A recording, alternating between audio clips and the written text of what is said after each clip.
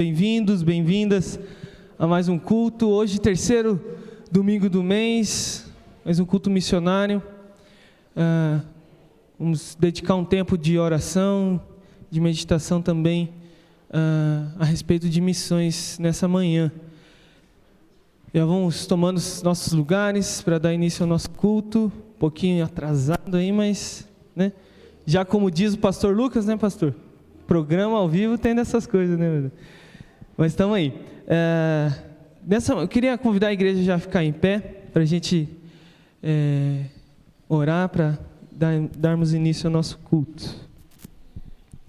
Obrigado, Senhor, porque mais uma vez estamos reunidos, Deus, como corpo de Cristo, como igreja, para cultuar o Senhor, para louvar o Seu nome, adorar o Senhor e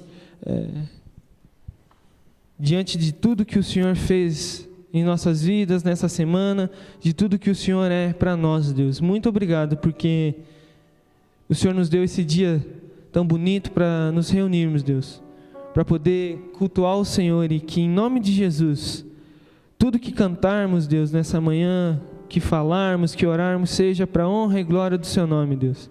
E que a nossa vizinhança, as pessoas que estão passando na rua agora, possam ouvir da graça e do amor de Jesus em nossas vidas, e que elas sejam impactadas também, sejam tocadas, Deus, pela presença do Senhor em nosso meio. Esteja conosco, Pai, nessa manhã, a presença do Espírito Santo esteja conosco nesse culto, nessa manhã, Deus, porque o Senhor é o nosso Deus. Em nome de Jesus, amém.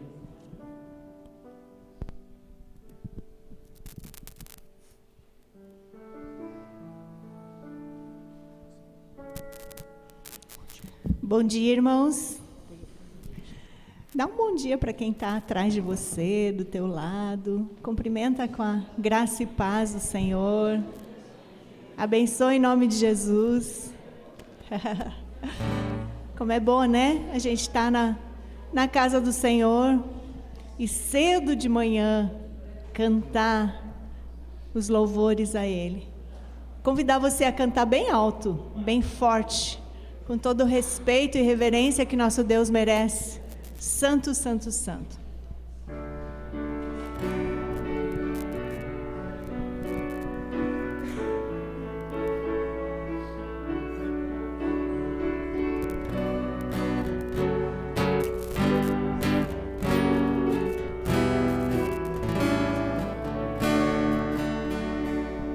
Santo, santo, santo, Deus onipotente,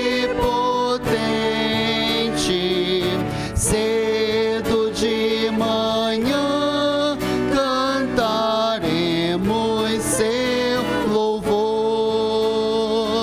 Santo, santo, santo, Deus Jeová triuno,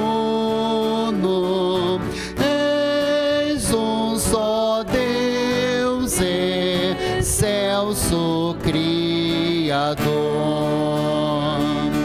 Santo, santo, santo, nós os pecadores não podemos ver sua glória sem temor.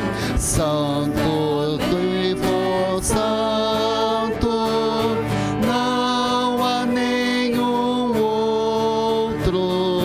Ele perfeito, excelso, benfeitor. Só os homens, vamos lá? Santo, santo, santo, Deus onipotente, suas obras louvam teu nome com fervor. As mulheres. Santo, santo, santo, justo e compassivo, és um só Deus, supremo Criador. Todo mundo? És um só Deus, Criador. Pai, muito obrigado, porque nessa manhã podemos contemplar a Tua graça e o Teu poder. E temos um Deus santo, poderoso, grande, forte. E temos aprendido, Pai, a encontrar abrigo debaixo das Tuas asas. Isso tem sido tão especial para nós, Pai. Assim como Ruth buscou na aliança com o Senhor esse abrigo, esse lugar de paz, nós temos aprendido a buscar no Senhor. Obrigado por Jesus que abriu esse acesso até a Ti. E porque também, até mesmo o Novo Testamento nos ensina que a nossa vida está guardada em Cristo. Essa proteção, essa cobertura, esse lugar tão especial, nós buscamos no Senhor e nós encontramos. E por isso nós Te louvamos, em nome de Jesus. Amém. Você pode abrir o Salmo 91? Nós queremos ler os primeiros 4 versículos. E eles têm se tornado especiais nesse sentido de que nós sabemos que estamos seguros, refugiados, debaixo do poder e do refúgio do Senhor.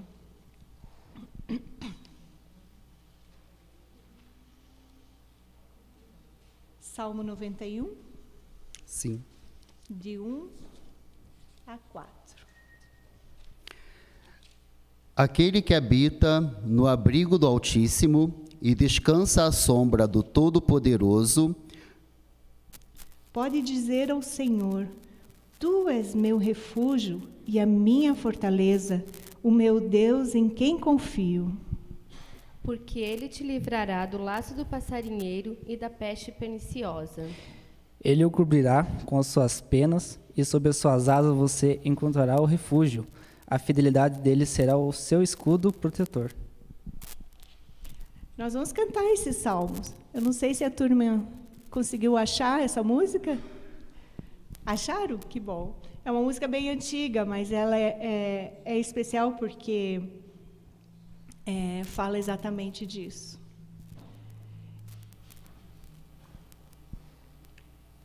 Eu tenho a numeração da pasta, eu vou ter que pegar a pasta.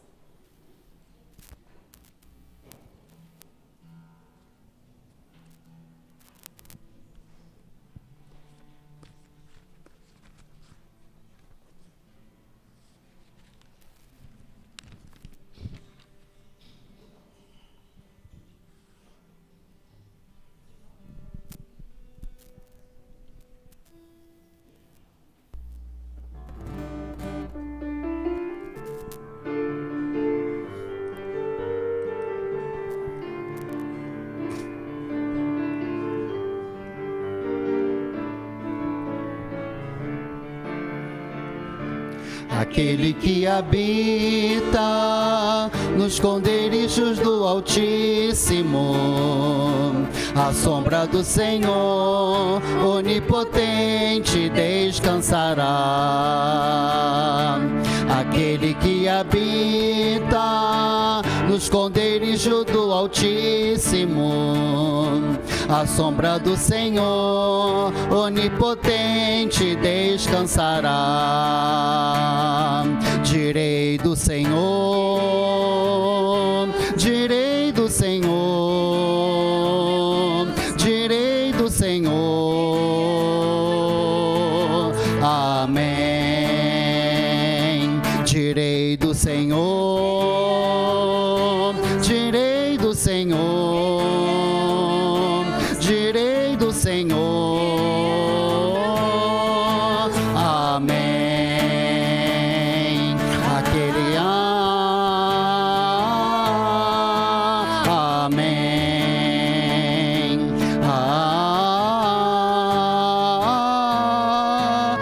Amém. Amém? Vamos de novo? A quem não conhecia agora pode cantar bem forte. Vamos lá.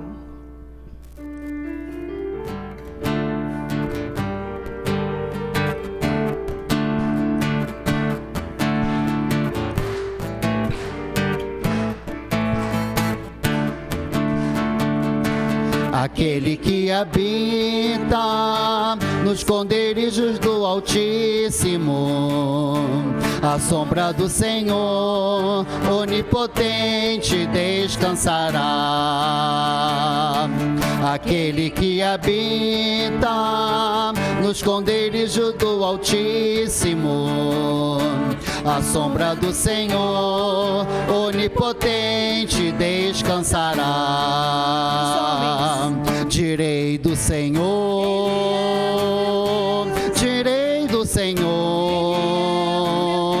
direi do Senhor, amém. Direi do Senhor, direi do Senhor, direi do Senhor, amém.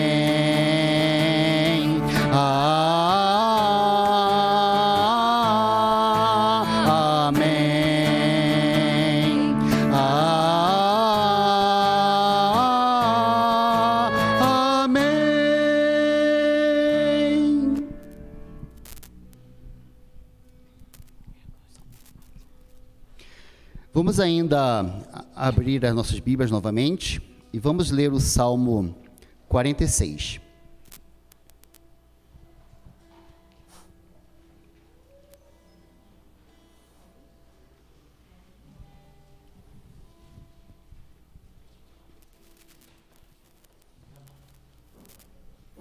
Diz assim: Deus é o nosso refúgio e a nossa fortaleza, auxílio presente na adversidade.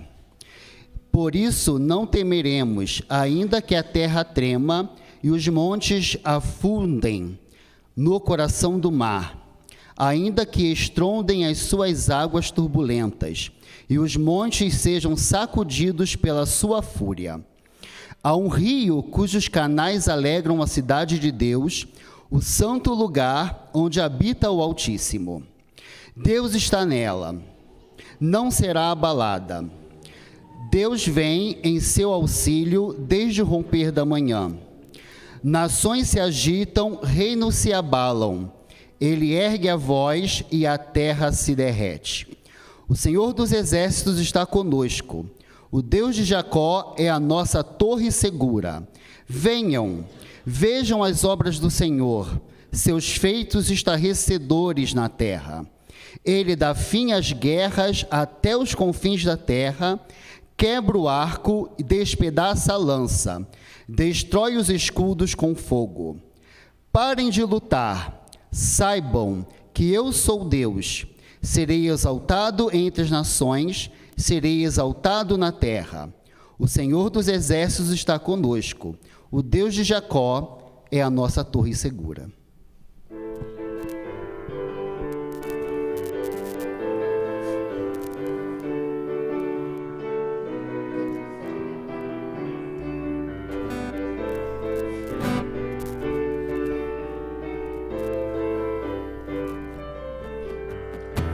Seja Deus nossa fortaleza, bendito seja Deus nosso escudo. Ele reina vitoriosamente, bendito seja o nome do Senhor. Bendito seja o nome do Senhor. Bendito seja Deus nossa fortaleza, bendito seja Deus nosso escudo. Ele reina vitoriosamente, bendito seja o nome do Senhor. Bendito seja o nome do Senhor. É semelhante ao grande mar, Sua graça viva para mim. e agora Sou vitorioso. bendito é o nome do Senhor. Bendito seja Deus nossa fortaleza, bendito seja Deus nosso escudo. Ele reina reina vitoriosamente. Bendito seja o nome do Senhor. Bendito seja o nome do Senhor. Sua gangue Envolve da escravidão, opera sua vida em mim, e agora eternamente. bendito é o nome do Senhor. Bendito seja Deus, nossa fortaleza. Bendito seja Deus, nosso escudo. Ele reina vitoriosamente. Bendito seja o nome do Senhor. Bendito seja o nome do Senhor. Vamos cantar mais uma vez, mais devagar?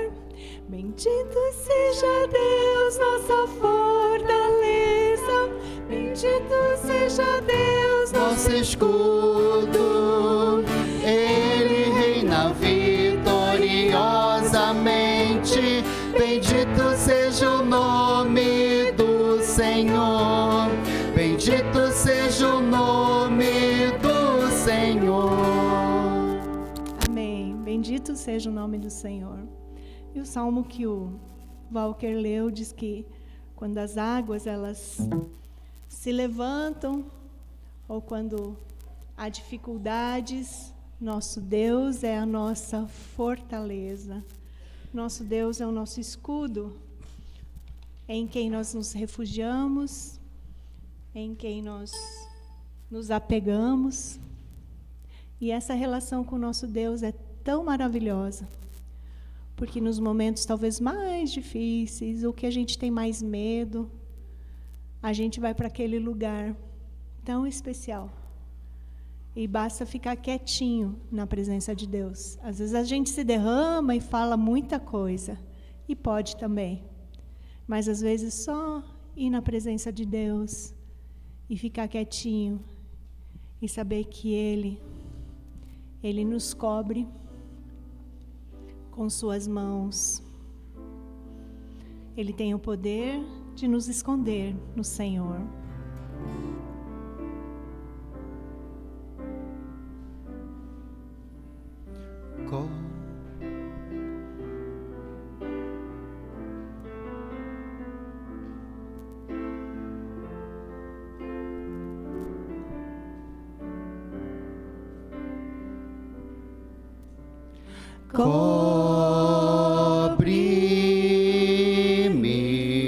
Cobre-me com tuas mãos, com poder, vem me esconder, Senhor. Se o trovão e o mar sequendo vem, sobre a tempestade eu voarei,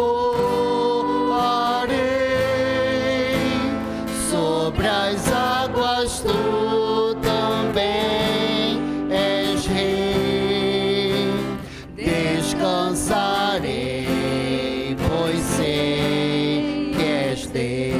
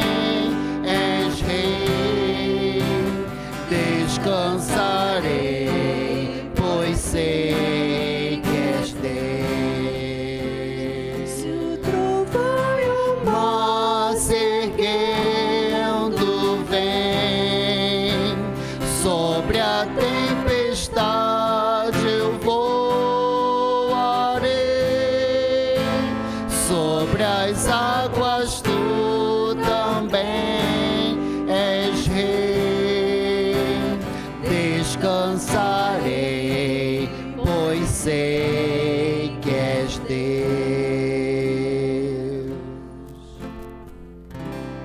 Feche os seus olhos por um momento.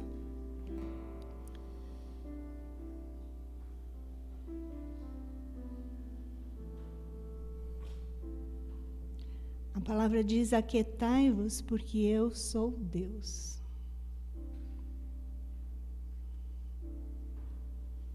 Se aquiete na presença do Senhor.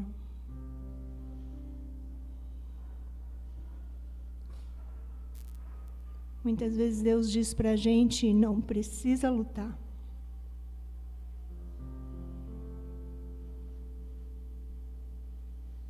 Nos agitamos, lutamos.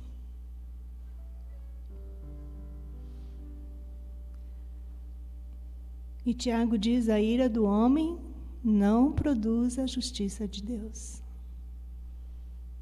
Você crê nisso? Então se aquiete. Deixa o Senhor te cobrir. Deixa o Senhor cuidar de você, como um pai.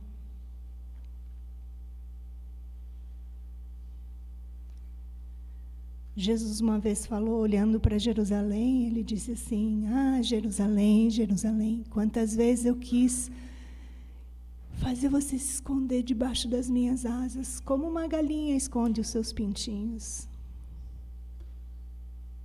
Jerusalém não quis, não reconheceu, não sabia, não percebeu que o Deus estava ali.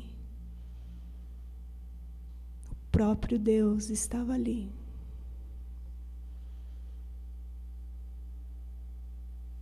Que pena, irmãos, às vezes a nossa inquietação e a nossa ansiedade, a nossa preocupação não nos faz ver a presença de Deus.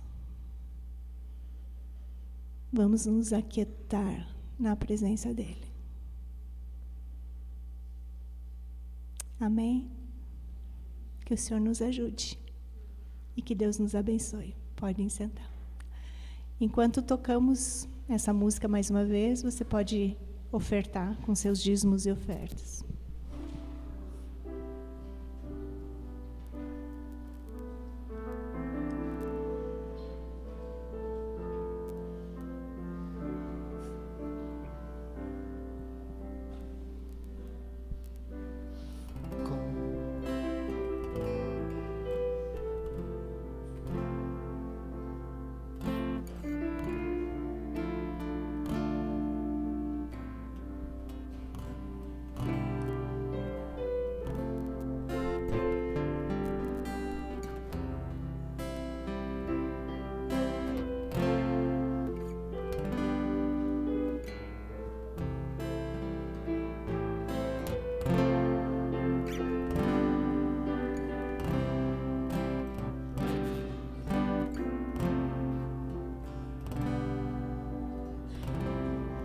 Vamos cantar o coro mais uma vez? Vamos lá?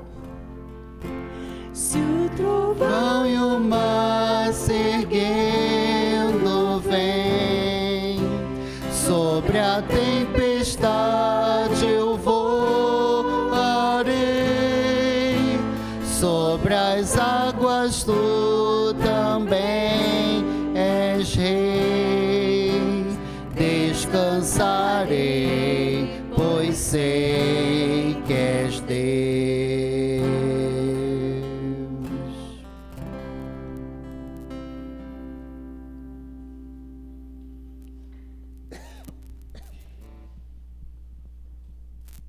Obrigado, grupo de louvor, por nos ministrar na adoração nessa manhã. Continuando a louvar o nome do nosso Deus, a engrandecer os feitos do nosso Deus Altíssimo. No início desse mês, no grupo de líderes, o pastor Lucas compartilhou uma mensagem. Quem está no grupo de mensagens do Rony e da Venilza também pôde ler que, graças a Deus e a contribuição dos nossos irmãos, o Rony conseguiu arrecadar o valor completo para a compra da cadeira de rodas da Mariane. Isso é um motivo de muita alegria, irmãos, né? De poder abençoar a vida de gente que precisa, né? Então, pode dar um glória a Deus aí, um amém, porque a nossa igreja fez parte da obra de Deus, mais uma vez. E a glória não é para a gente, né, pastor? A glória é para Deus. Deus usou as nossas vidas, usou a vida de vocês para abençoar a vida da Mariane, que estava precisando lá no Nordeste. Isso é porque o nosso Deus é bom, o nosso Deus, ele é maravilhoso, e é um Deus que nos cuida e faz com que nós cuidemos de outras pessoas também. E dito isso também, irmãos, nessa manhã eu queria lembrar um pouco, conversando com o pastor Lucas essa semana,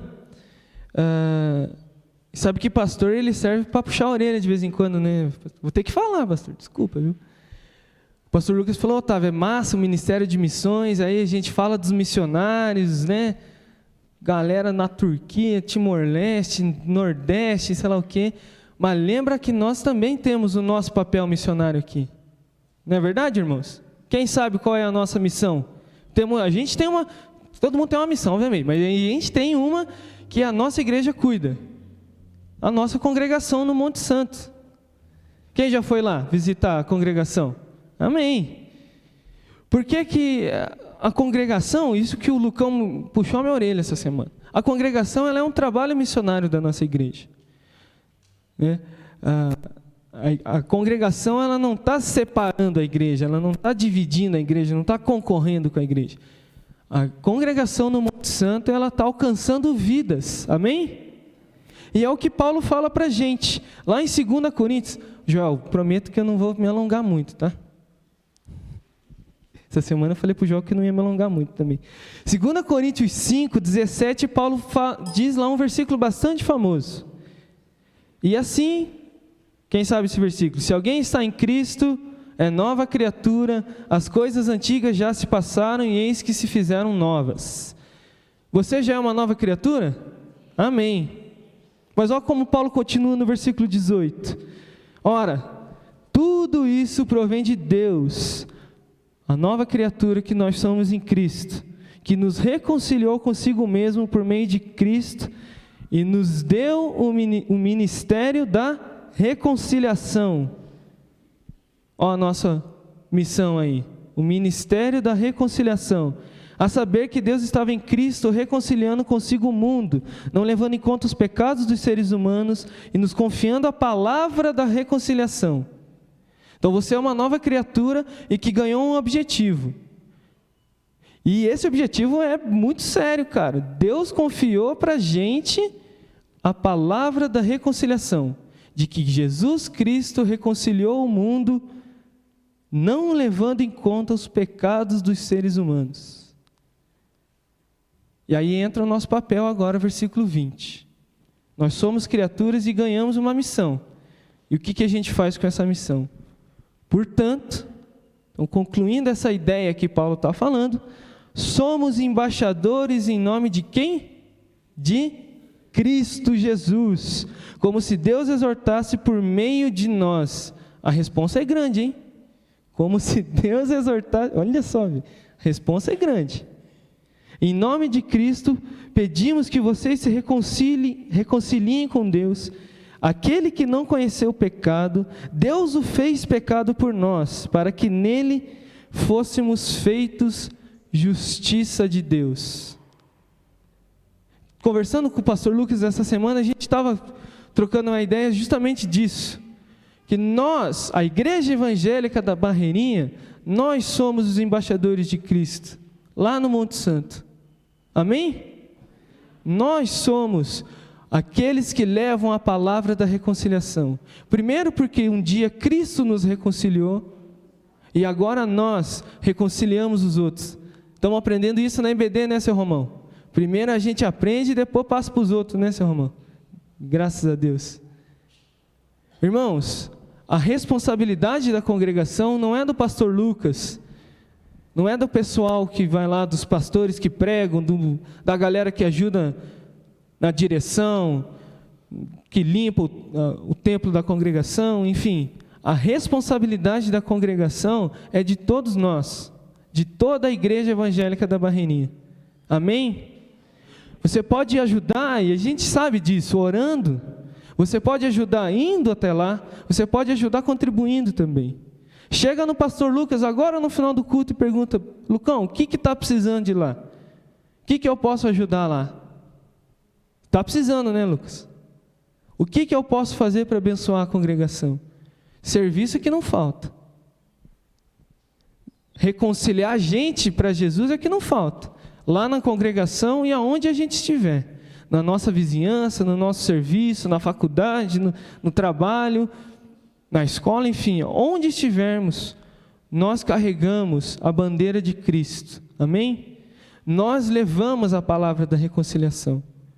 E é muito bom saber que a palavra da reconciliação de Cristo tem sido levada em todo o mundo. E que uma parcela disso a nossa igreja tem contribuído. Só que uma parcela do mundo é também Almirante Tamandaré.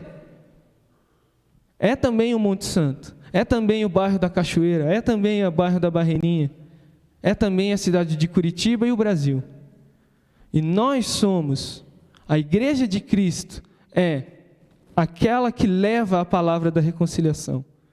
Você é o embaixador de Cristo que leva a palavra da reconciliação. Amém? Junta aí com o seu banco. Ora agora pela nossa congregação. E ora também, durante essa semana e agora nessa manhã, como você pode se envolver com a congregação. O que você pode fazer para estar diretamente envolvido e envolvida na obra de Deus lá no Monte Santo. Amém? Vamos ter esse tempinho de oração pela nossa congregação e por nós também. Amém?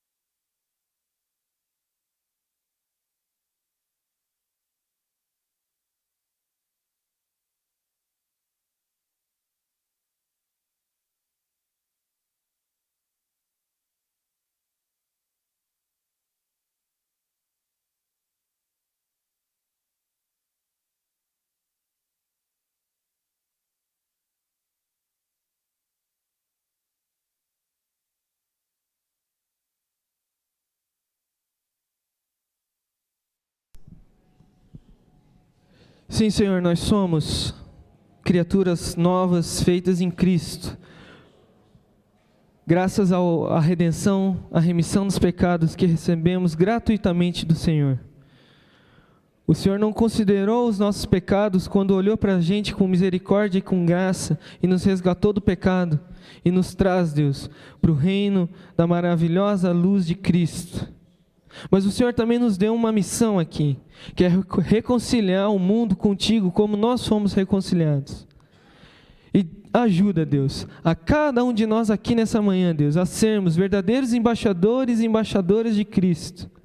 Que levemos, Deus, a palavra da reconciliação, o evangelho do amor de Cristo para aqueles que ainda não te conhecem, Senhor. Para que a nossa igreja seja uma igreja missionária, que a nossa igreja seja uma igreja que leva a palavra de Deus. Que a nossa igreja sustente a congregação com todo amor e empenho e afinco que isso merece, Deus. A missão que o Senhor deu para o coração da nossa igreja de servir a comunidade lá no Monte Santo, de levar a sua palavra lá, Deus. E que cada um de nós, que a gente possa se envolver, Deus, com aquilo que o Senhor nos tem dado para servir e abençoar vidas, Deus. Desperta em nós o serviço e a paixão por vidas, Deus. Por vidas que ainda não te conhecem. Para que a nossa igreja seja uma igreja que leve a palavra da reconciliação de Cristo para o mundo, Pai. Em nome de Jesus. Oramos também pelas ofertas e por tudo que foi arrecadado nessa manhã. Que sirva, Deus, para a expansão do seu reino. Para a honra e glória do seu nome, Pai. Em nome de Jesus, amém. Igreja, alguns recadinhos aí, pega aí a sua agenda, depois você procura o líder da sua célula também, os pastores, para tirar as dúvidas em relação às programações que vêm por aí. Final do mês, a partir do dia 28 de setembro até o dia 1º de outubro, é isso, né, Alisson? O módulo de estudo bíblico com o pastor Antônio Renato Gusso, mais uma vez, dessa vez sobre o Novo Testamento. Módulo de estudo sobre o Novo Testamento. Quem já veio no início do ano sabe que o cara é fera, é um tempo muito bom. Então, se você tem essa oportunidade, e se você não tem, você arranja um tempo de ter também, porque é muito bom de aprofundar aí no estudo da Palavra de Deus. Lembrando que esse é um convite para a igreja, mas é uma convocatória para os professores e os líderes de célula, né, pastores? Então, você que é líder de célula aí, não vai ter célula na semana, né, durante a semana do dia 28 de setembro, justamente para o pessoal estar aqui se aprofundando na palavra. Amém? Dia 8 de outubro, a gente vai fazer a festa do Dia das Crianças, tá? Aqui na igreja, das 9 da manhã até as 17 horas. Beleza? Então, procura o pastor Lucas no final também, para você já ir se esquematizando. O Lucão já fez um grupo no WhatsApp, já, né? Chamando a galera, mas se você não foi incluído, ou se você já está lá e ainda não ficou por dentro do que você vai fazer no dia, procura o Lucas, manda uma mensagem para ele também durante a semana, que aí ele vai te delegar alguma função, né? Ficar sem fazer coisa você não vai ter no dia, e a gente precisa do envolvimento de toda a igreja, nesse dia também, que vai ser uma bênção com certeza. E no dia 16 de outubro, aniversário da igreja lá no Veredas. O culto vai ser às 19 horas. Tem uma data especial por um outro motivo também, né, bicho? Outra coisa.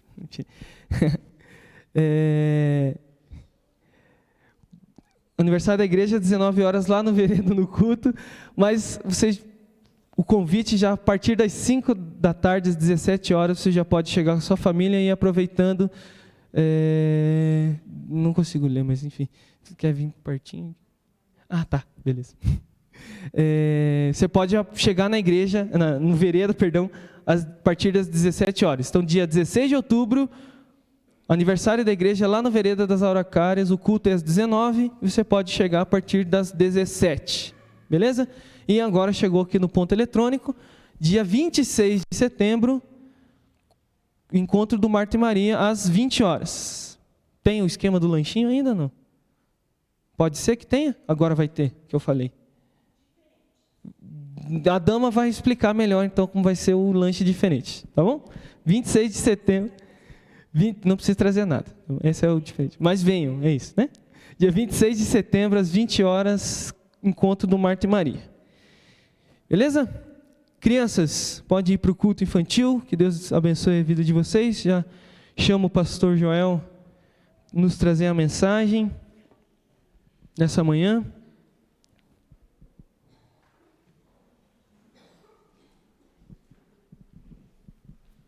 Deus te abençoe, pastor. Não, acho que não.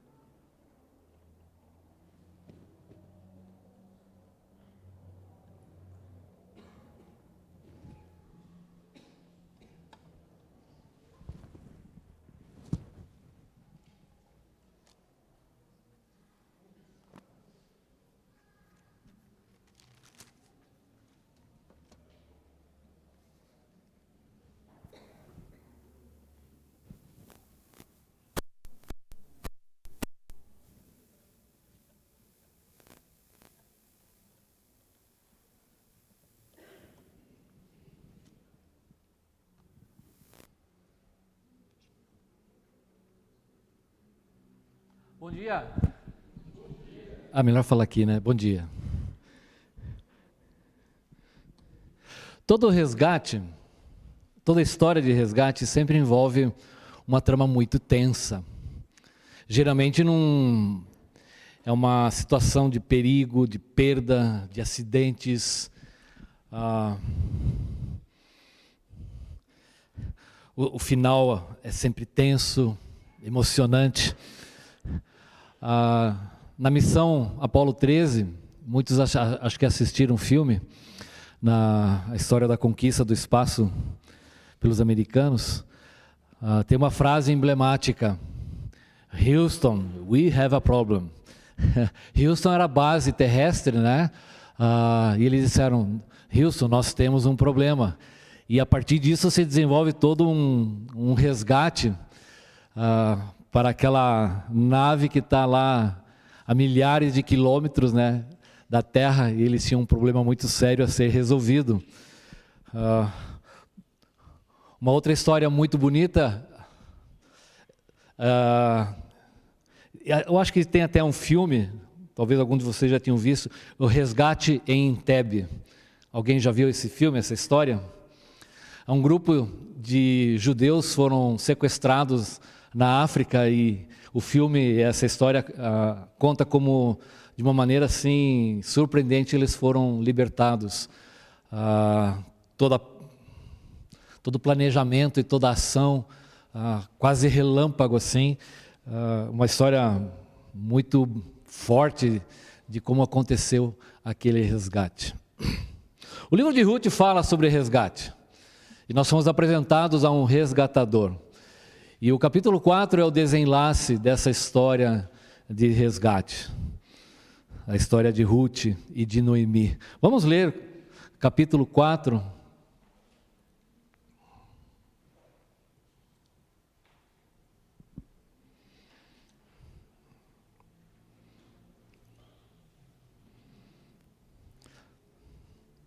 Boaz subiu à porta da cidade e assentou-se ali. Vimos semana passada como Ruth faz um pedido de casamento inédito, de muito risco. Na verdade, as aparências poderiam dar outra ideia. Boaz mesmo fica muito preocupado com a presença de uma mulher lá naquele lugar, à noite, sozinhos. Ele está muito preocupado com a reputação e com tudo que poderia falar. A situação é bastante delicada de tudo que aconteceu ali. Mas, de qualquer maneira, a Ruth faz Boaz lembrar da responsabilidade e da condição dele diante da família de Noemi e dela mesmo. E ela faz, então, um pedido de casamento inusitado. E nesse momento, ela estende a tua capa sobre a tua serva, porque era essa ideia de que naqueles dias se fazia entender que você era uma pessoa casada ou de que havia intenção de casar-se, porque você é resgatador. E Boaz então se compromete a resolver essa questão, porque ele não é o primeiro resgatador. Essa figura no povo de Israel era muito importante. Quando alguém estava totalmente pobre, desvalido, essa pessoa então vendia sua propriedade, vendia até a si mesmo para o outro, para poder fazer frente às suas necessidades. Mas o resgatador poderia então novamente comprar as terras, pagar a sua dívida. A condição de resgate ela é exercida por alguém que não tem condição de coisa alguma, ela está totalmente desvalida, sem esperança, desesperada. O resgatador é essa pessoa que surge, mas esse resgatador tem que ser uma pessoa disposta a resgatar. Ela tem que querer fazer isso, ela não só tem que querer, como ela tem que ter condições de fazer isso. E Boaz então é essa pessoa. Boaz subiu à porta da cidade.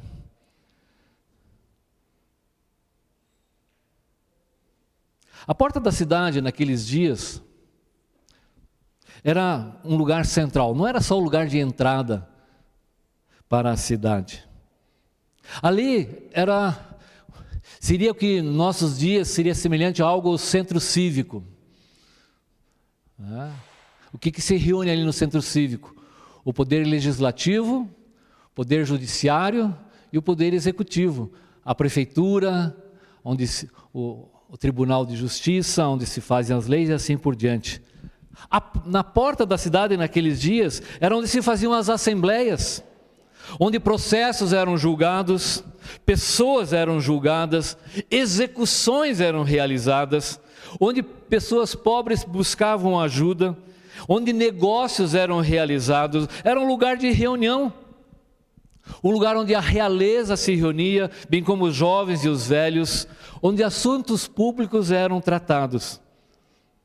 Era um lugar, às vezes, tristemente, Lamentações diz assim: os anciãos já não se assentam na porta, os jovens já não cantam. Ou seja, havia essa ausência de lideranças. Jeremias está lamentando sobre isso, mas também era um lugar de corrupção. Qualquer semelhança com os nossos dias, mera tragédia. Aborreceis na porta, isso está lá em Amós, ao que vos repreende, e abominais o que fala sinceramente. Afligis o justo, tomais suborno e rejeitais os necessitados na porta. No mesmo versículo, Amós capítulo 5, e estabelecei na porta o juízo. Aborreçam o mal, amai o bem e estabeleçam na porta o juízo. Talvez o Senhor se compadeça do restante. Então, a porta é esse lugar onde a liderança de uma cidade era exercida.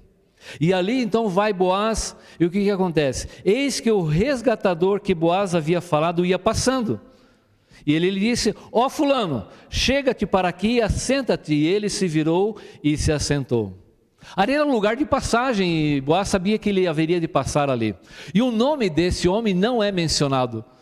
E isso é um dado interessante. Por que o escritor do livro de Ruth, provavelmente foi Samuel, ele foi escrito bem mais tarde, talvez nos dias de Davi, porque Davi é mencionado no final do capítulo, ele se recusa a mencionar o nome.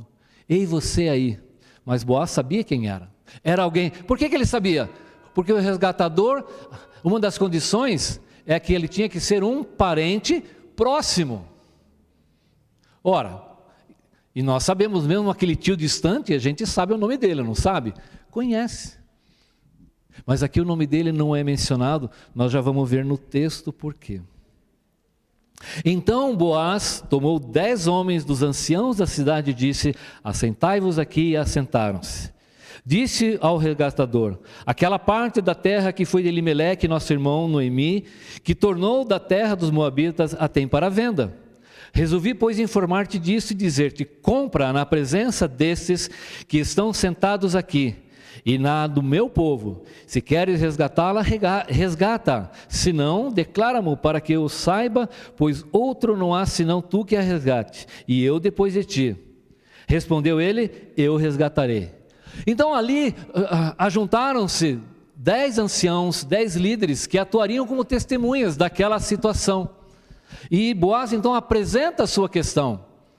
Noemi voltou, as suas terras estão aí para ser resgatadas, para serem compradas, e você tem a preferência antes de eu. Você tem essa possibilidade, essa prioridade em comprar a terra. Ele falou então: poxa, boa coisa. Ele era um homem de posses, provavelmente, então ele poderia comprar e resgatar aquela terra. Mas Boaz foi muito sábio, hábil na negociação que ele estava falando ali. Porque na verdade, qual era a intenção de Boaz? Era casar-se com Ruth. E então ele lembra: disse porém Boaz, versículo 5, no dia em que tomares a terra da mão de Noemi, também a tomarás da mão de Ruth, a moabita, já viúva, para suscitar o nome do esposo falecido sobre a herança dele. Então Boaz lembra aquele resgatador: olha, da mesma maneira você vai ter que tomar e resgatar a Ruth, porque ela foi casada com Malom. Malom precisa ser resgatado. Por isso que Noemi fala lá que Deus ainda é justo, é bondoso, porque não se esqueceu dos mortos. O resgatador tinha essa responsabilidade de suscitar o nome do esposo, ou seja, a ideia era manter viva o nome, a herança, aquela família no meio do povo de Israel. Suscitar o nome.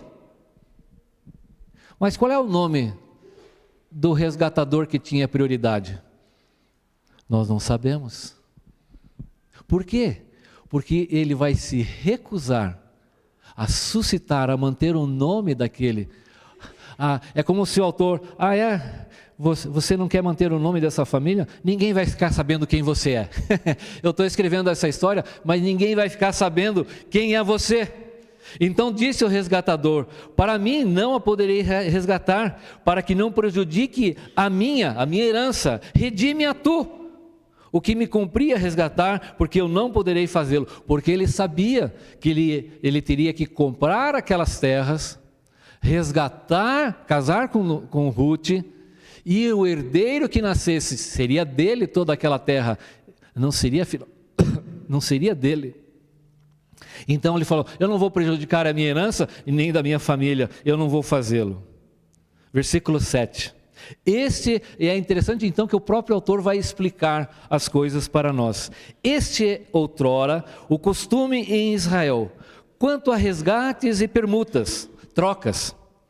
O que queria confirmar qualquer negócio, tirava o calçado e o dava ao seu parceiro, assim se confirmava negócio em Israel. Disse, pois, o resgatador a Israel: compra tu, e tirou o calçado. Então, naquele dia não tinha cartório, né? Não tinha xerox, não tinha aquela papelada toda. O certificado, a certeza, a garantia de que havia feito o negócio, qual que era? Né? Está lá, está aqui, ó, a garantia, a certeza. Né? Ia com chulé e tudo, né? Na verdade era uma sandália, nem dava para ter chulé, né? Porque sandália não sua, né? Ela transpira. Então a pessoa dava a sandália havaiana.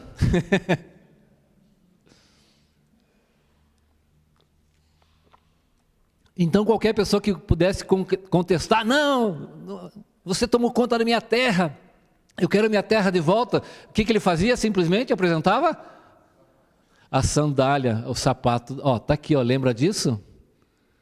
Está aqui o documento.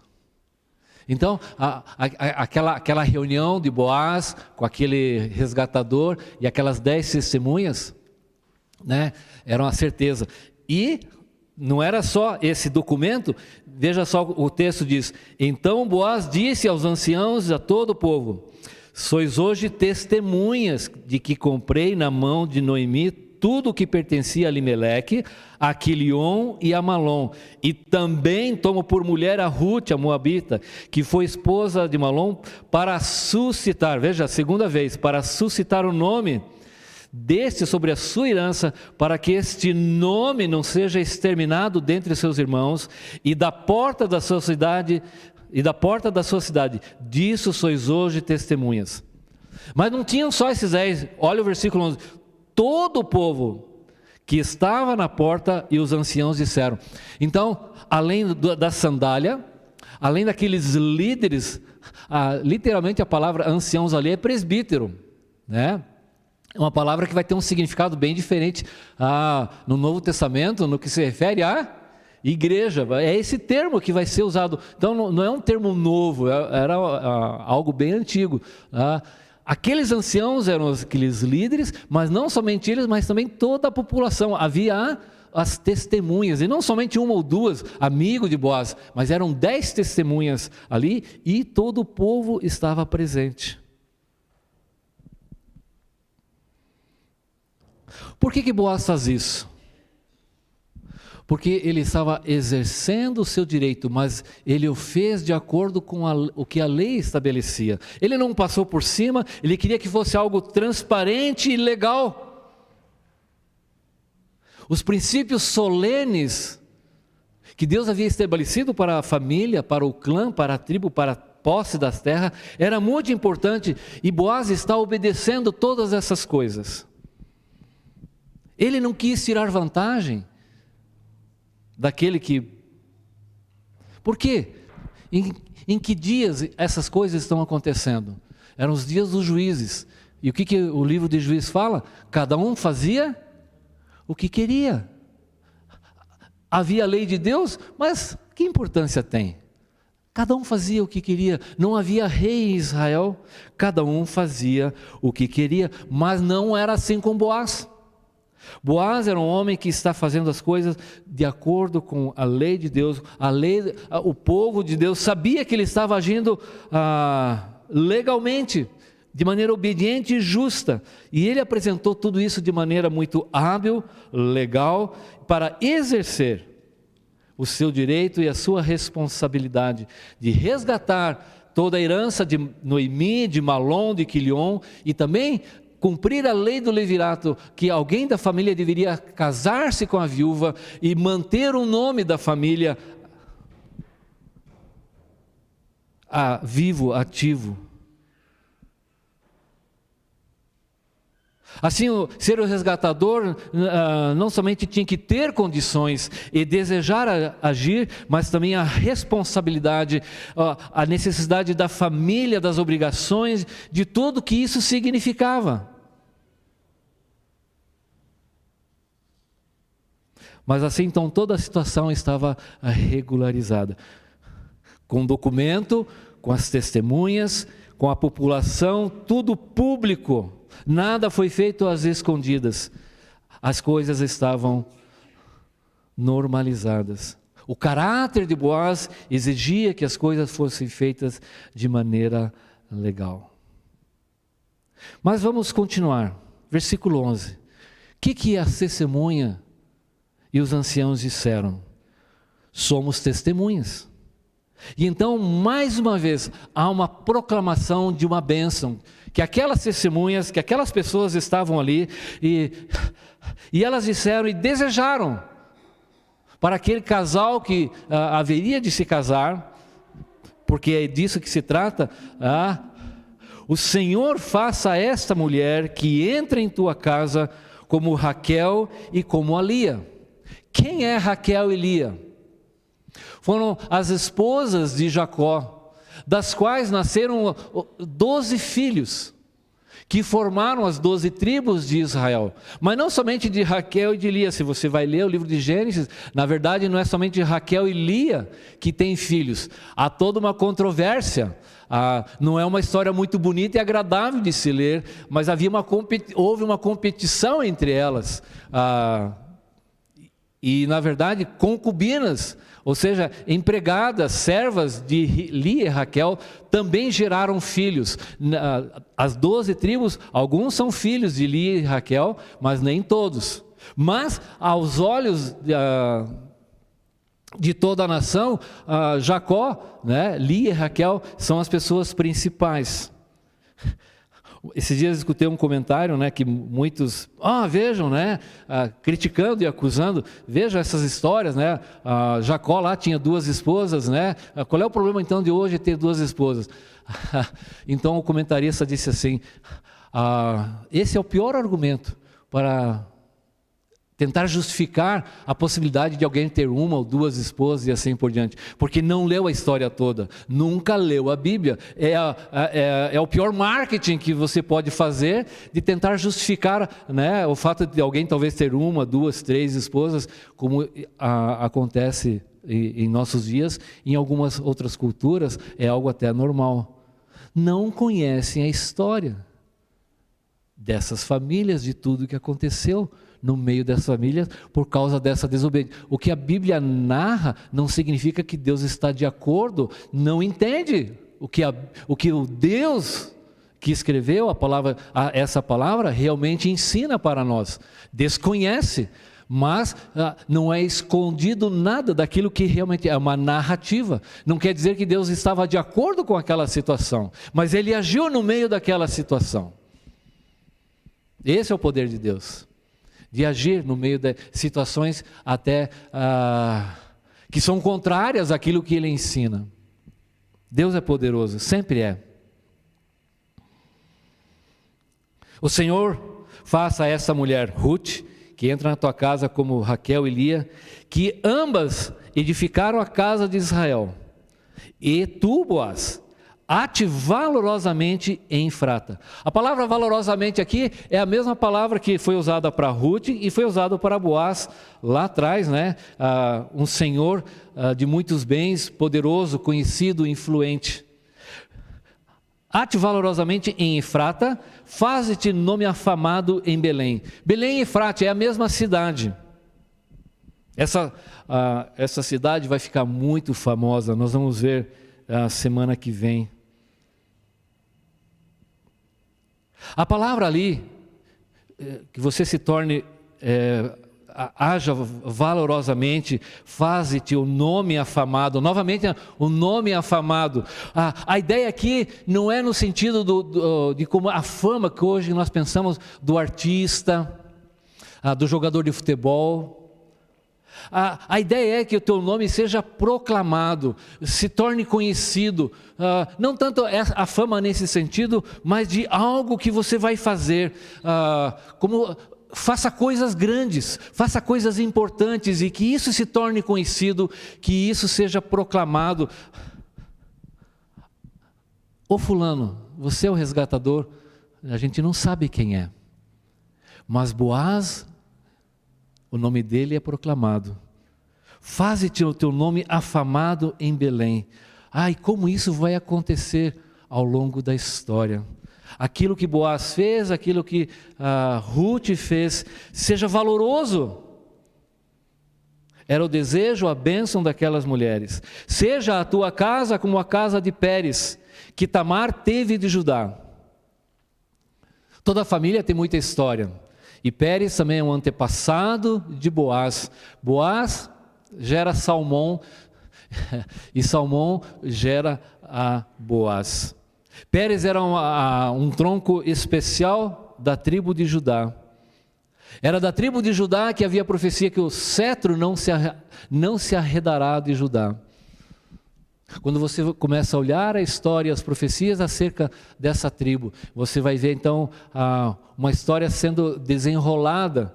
E Boaz é descendente. Seja a tua casa como a casa de Pérez, que Tamar teve de Judá, pela prole que o Senhor te der desta jovem. Essa foi a bênção e o desejo para aquele casamento que agora estava para acontecer. O versículo 13 então narra o casamento. Assim Boaz tomou a Ruth e ela passou a ser sua mulher. Houve um casamento. Houve, primeiramente, os primeiros 11, 12 versículos, né? Até o 12, o resgate. Toda aquela ação que se desenvolve e Boaz então oficialmente, legalmente se torna o resgatador de Noemi, de Ruth, de Malom e de Quilion, comprando as terras, casando-se com Ruth. E o casamento é realizado. Ruth não estava atrás disso. Ruth buscou refúgio em Deus. Ela se comprometeu com Noemi. Por casualidade, ela foi parar nos campos de Boaz, aquele que seria o seu marido logo mais para frente. Observe então que aqui as coisas, né, estão acontecendo. Mas Deus tinha um plano para Boaz também. Ele tinha agora uma esposa. A esposa prudente é um presente de Deus. Quem encontra uma esposa achou o bem e encontrou a benevolência do Senhor. A esposa é mais preciosa que riqueza, seu valor excede ao de finas jovens. São expressões que você encontra no livro de Provérbios. E Ruth era essa mulher. Mencionei semana passada e vou repetir. O livro de Ruth nas Bíblias hebraicas está logo depois de Provérbios 31, onde descreve a mulher virtuosa, aquela mulher de valor, de fibra, aquela mulher lutadora, aquela mulher que realmente enfrenta todas as coisas, que se preocupa com o outro, que faz negócios.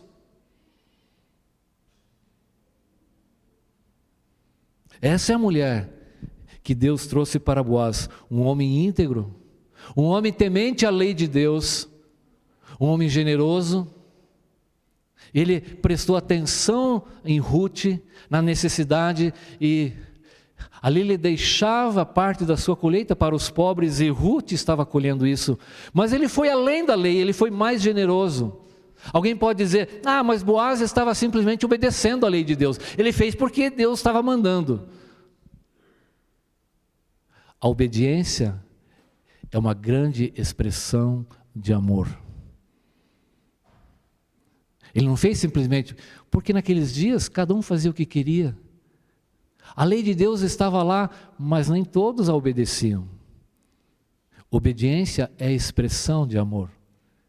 E ele foi generoso porque ele fez além do que a lei dizia, porque na lei de Deus há benevolência e bondade, e ele foi um homem extremamente bondoso e supriu toda a necessidade de Ruth e de Noemi. Ele prestou atenção, ele falou ao coração dela, ela era um homem que prestava atenção. E Ruth mesmo fala, você falou ao meu coração, porque ela era uma estrangeira. E ele então dá toda essa segurança, ele dá proteção, provisão, a sua generosidade. Naquele encontro, naquela noite, que situação perigosa, tentadora, estar sozinha ao meio da noite com uma mulher. Mas eles mantiveram-se puros, não contaminaram o seu relacionamento, a toda a desobediência. Por isso a Bíblia fala, né, Hebreus 13, que o leito seja sem mácula. Na verdade, a expressão ali é um eufemismo. O que é um eufemismo? É uma maneira mais sutil e suave de falar sobre algo que muitas vezes pode constranger. O que Hebreus está dizendo e o que o livro de Ruth diz aqui, fala daquilo que acontece na cama de um casal. Do relacionamento íntimo entre um homem e uma mulher. A Bíblia diz, tem que ser algo puro. É algo puro, porque Deus nos criou assim. O verdadeiro amor assume compromissos. E era o que Boaz estava assumindo. Assim foi com Ruth, quando ela assumiu o compromisso com Noemi. Meu povo é teu povo, meu Deus é o teu Deus, eu estou com você. E ela demonstrou, e mesmo nos dias de fome, de toda dificuldade, ela ia buscar alimento todos os dias ali na colheita de Boaz. Eram pessoas voltadas para a família, comprometidas com a família. Esse amor, ele assume esses compromissos e se materializava em ações e gestos que eram percebidos. Casamentos exigem isso. É o comprometimento de uma vida com outra vida. Boaz era um homem comprometido com a lei de Deus e estava comprometido com as pessoas com as quais ele se relacionava. Tristemente, em nossos dias, eu gostei dessa frase, os véus estão cada vez mais longos e os compromissos cada vez mais curtos. Os gastos são maiores e as responsabilidades menores. A paixão é avassaladora, mas o amor é raso e frágil. As festas são luxuosas, mas os votos são jogados no lixo. Estava conversando com algumas pessoas e nós estávamos lembrando, né, de como foi a nossa recepção. Você lembra disso, Dama? Né? Coitado dos nossos convidados. Tiveram que comer sorvete com salada de fruta. Oi? Pois é.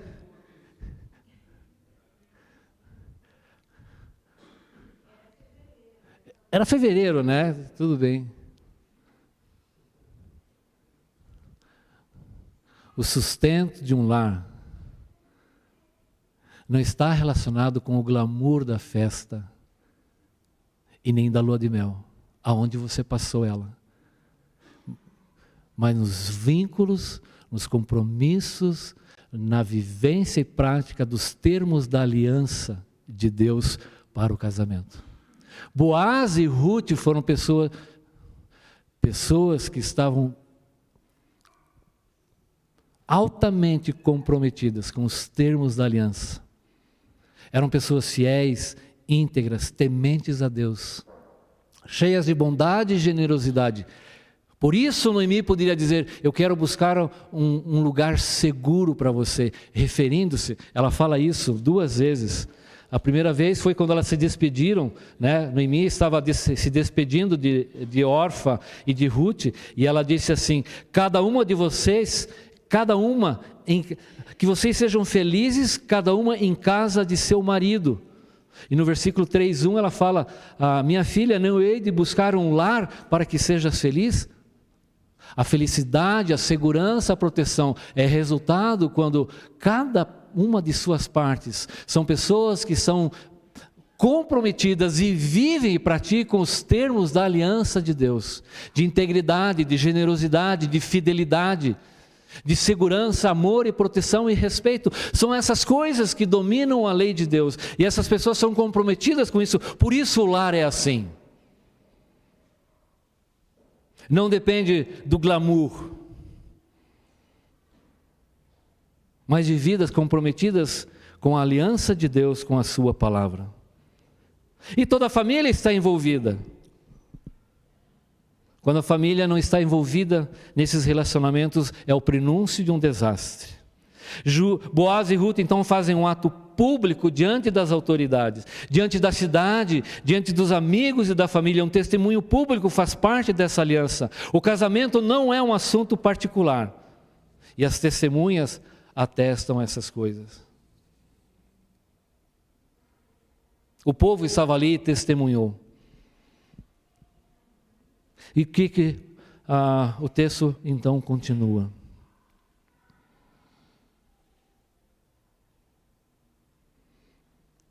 Coabitou com ela.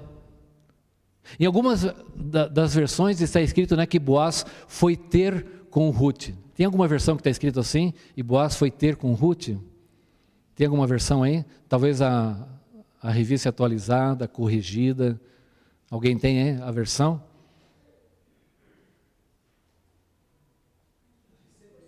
A recebeu? A possuiu? A tomou, né? Em algumas versões foi ter com ela. Há vários textos que falam assim, novamente é uma maneira suave e simples de dizer que Boaz teve relações íntimas com Ruth. Entrou a ela, né? Quase explícito. Bem explícito. A Bíblia trata disso, gente. Ai, que vergonha. Ué, você existe por causa do quê? Você caiu de um pé de coco?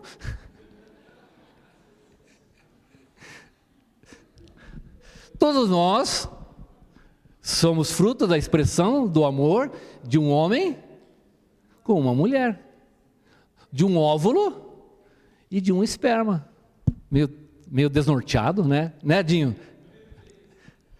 Gente, você só existe por causa desse encontro lá no útero da sua mãe.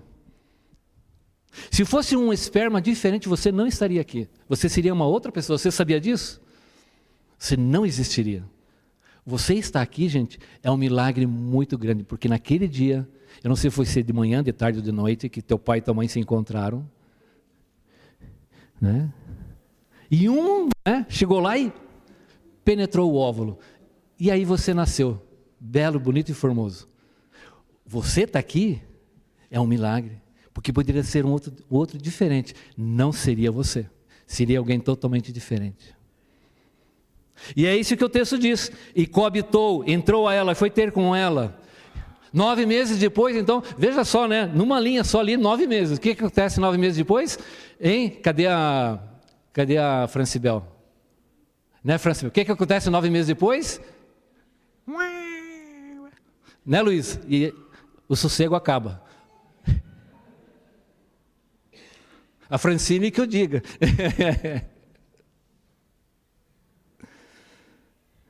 E o Senhor lhe concedeu que concebesse e teve um filho. Veja, ela já fora casada e durante 10 anos ela não teve filhos. Mas agora o filho foi uma dádiva de Deus. Todo filho é uma dádiva de Deus. Não é um acidente. Você não é um acidente. Mas Deus está a cumprir a sua vontade. Ele é soberano e por isso você está aqui, por isso você existe. Agora vem algo então muito importante. E vai ficar para a semana que vem. Nosso tempo foi. A partir do versículo 14, você vai observar, você pode ler, e compare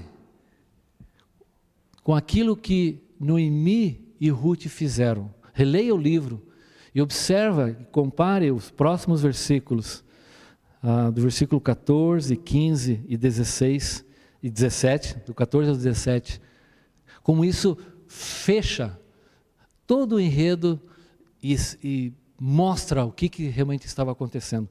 Mas isso vai ficar para a semana que vem. Vamos ficar em pé e orar.